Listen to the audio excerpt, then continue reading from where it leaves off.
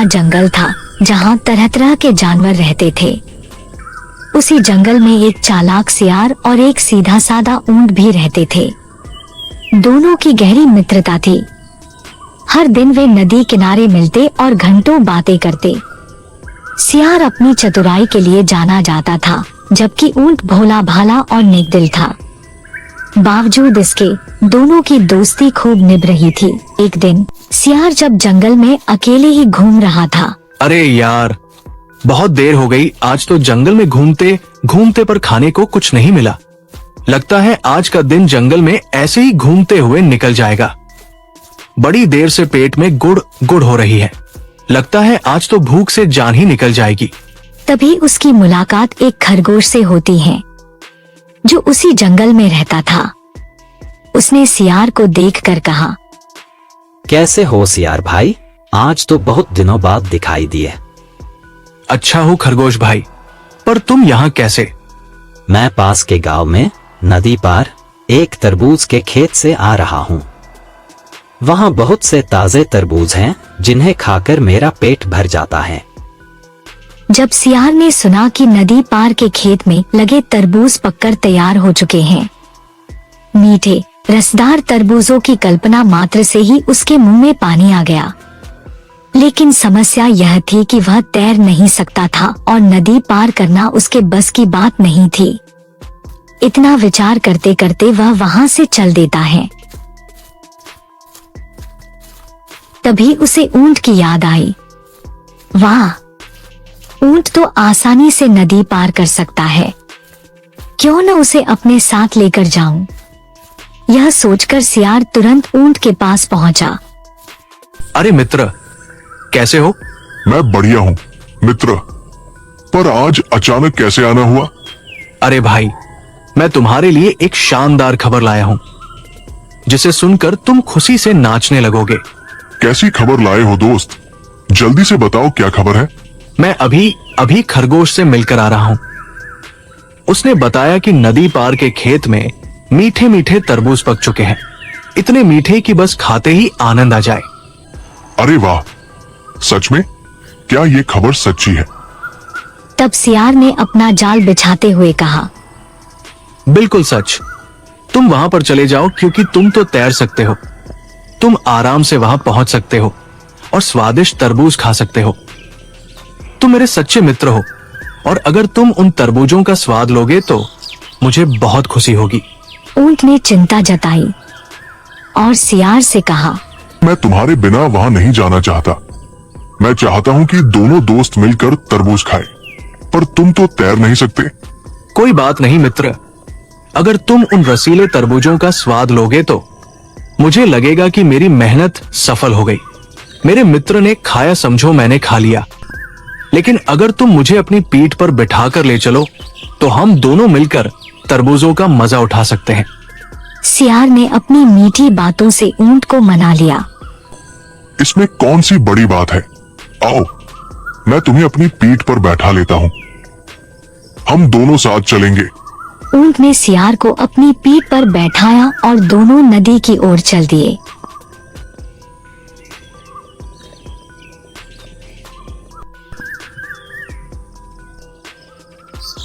नदी आते ही ऊंट नदी में उतरकर धीरे धीरे नदी पार करने लगा।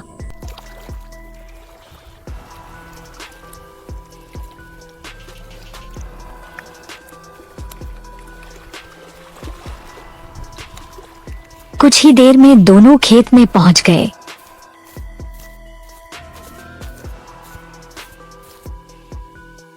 वहां पहुंचते ही सियार ने खुशी खुशी तरबूजों पर हमला बोल दिया। ऊंट भी मजे से खाने लगा। दोनों ने पेट भरकर मीठे तरबूज खाए, लेकिन सियार को अपनी शरारत सूझने लगी। पेट भरते ही उसने जोर जोर से हुआ चिल्लाना शुरू कर दिया। ऊंट घबरा गया। अरे मित्र, ये तुम क्या कर रहे हो? किसान जाग जाएगा। सियार हंसते हुए बोला, अरे भाई, मैं क्या करूं? मेरे खाने के बाद हुआ करने की आदत है। बिना इसके मेरा खाना हजम नहीं होता।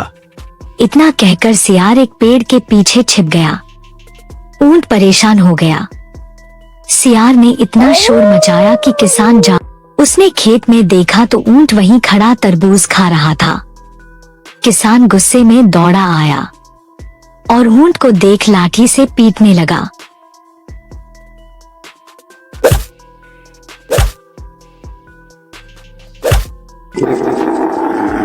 ऊंट दर्द से कराहता रहा, लेकिन बेचारा कुछ कर नहीं सकता था।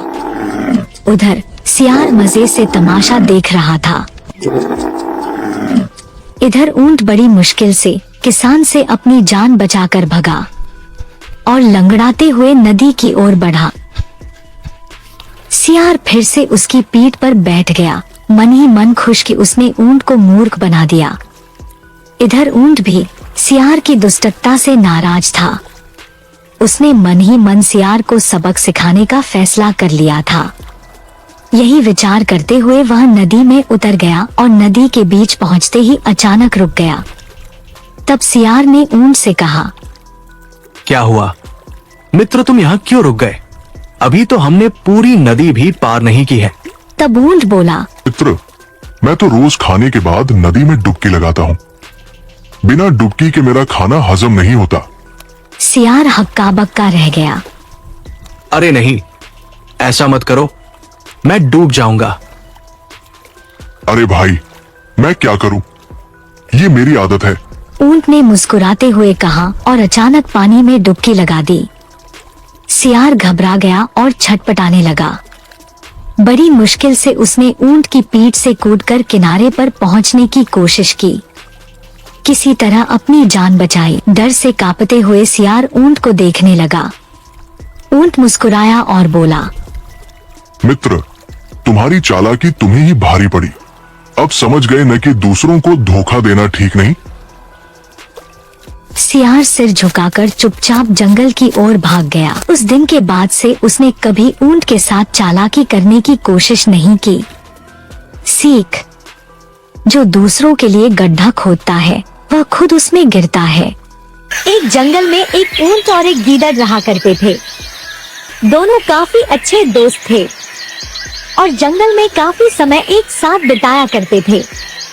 हालांकि ऊंट काफी सीधा और नेकदिल था, जबकि दूसरी ओर गीदड़ काफी धूर्त किस्म का था। दोनों हमेशा साथ घूमते, बातें करते और भोजन की तलाश में जंगल में निकल जाते।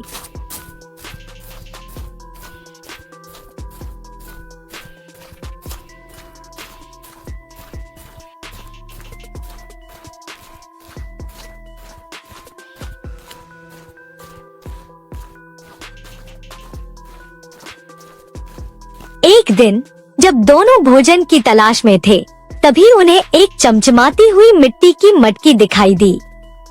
मटकी अजीब सी दिख रही थी, जैसे किसी ने उसे खास तरीके से सजाया हो। ऊंट ने अपनी लंबी गर्दन झुकाकर देखा। अरे, यह मटकी यहाँ जंगल के बीच में कैसे आई? गीदड़ ने चतुराई से कहा, लगता है यह कोई इंसान इस मटकी को यहाँ गलती से रखकर भूल गया है। लेकिन इससे हमें क्या, हमें कौन सा इसमें से मीठे फल खाने को मिलेंगे। जैसे ही गीदड़ ने ऐसा कहा, उसमें से ढेर सारे फल निकल आए, जिसे देखकर दोनों चौंक गए। तब गीदड़ ने कहा, लगता है ये कोई जादुई मटकी है और आज तो हम दोनों को खूब खाने को मिलेगा और हमारा दिन भी बन गया। इतना कहकर दोनों ने खूब स्वाद लेकर फलों को खाया और अपना पेट भर वहां से चले गए।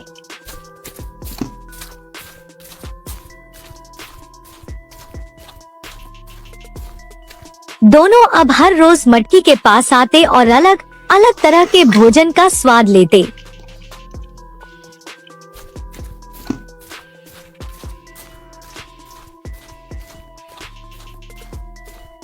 लेकिन जैसे जैसे दिन बीतते गए, गीदड़ के मन में लालच घर करने लगा।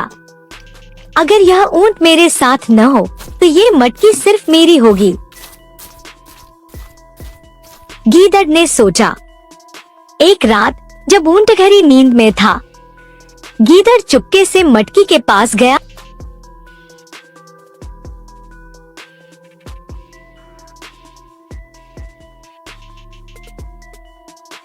और उसे दूसरी जगह पर छिपा आया।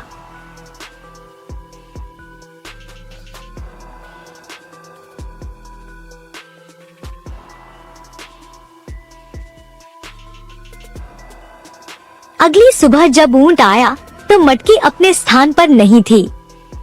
ऊंट ने चिंता से पूछा, अरे मटकी कहाँ गई? मुझे लगता है कि मटकी की शक्तियाँ खत्म हो गई हैं, इसलिए वह गायब हो गई। ऊंट ने उदासी भरे मन से कहा। ओह, यह बहुत बुरा हुआ। ऊंट तो सीधा साधा था, गीदड़ की बातों में आ जाता है। लेकिन गीदड़ अब रोज अकेले बैठकर अलग अलग तरह का खाना खाता और मजे करता।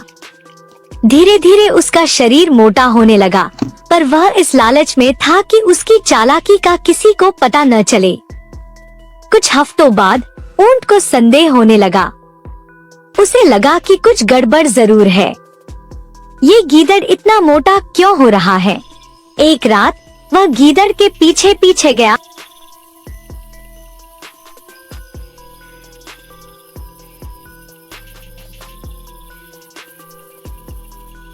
और देखा कि वह छिपकर उसी मटकी में से खाना खा रहा है। ओह, तो तुमने मटकी को छिपा दिया था, ऊंट ने मन ही मन सोचा। अब उसने गीदड़ को सबक सिखाने की योजना बनाई। अगले दिन उसने गीदड़ से कहा, दोस्त, आज मैं ऐसी जगह से आ रहा हूँ जहाँ पर से एक ऐसी गुफा है जिसमें बहुत स्वादिष्ट से भोजन की खुशबू आ रही थी। और जब मैं उसके अंदर गया तो मैंने देखा कि वहाँ पर ढेर सारी मीठी खीर रखी हुई है। मैंने उसे खूब जमकर खाया और पेट भरने के बाद सीधे तुम्हारे पास चला आया। गीदड़ ने जब ऊंट की बातें सुनी तो उसके मुंह में पानी आ गया और सोचने लगा, मैं बहुत दिनों से मटकी में से केवल फल ही खा रहा हूँ। उस मटकी में से फलों के सिवा और कुछ नहीं निकलता।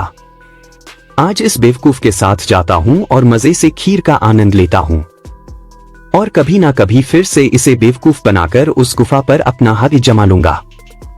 इतना विचार करके वह ऊंट से बोला, चलो दोस्त, उस गुफा के पास मुझे ले चलो। वैसे भी उस मटकी के गायब होने के बाद मैंने काफी दिनों से कुछ अच्छा नहीं खाया। गीदड़ की बात सुनने के बाद ऊंट उसे एक काली गुफा की ओर ले जाता है। वो गुफा लकड़भग्गों की थी जिसमें भूखे लकड़भग्गे रहा करते थे। गुफा के पास पहुंच ऊंट ने कहा,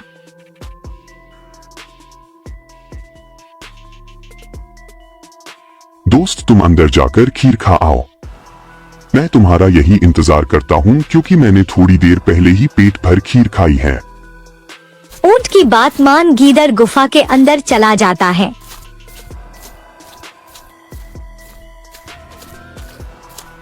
जहां उसे लकड़भग्गे घेर लेते हैं।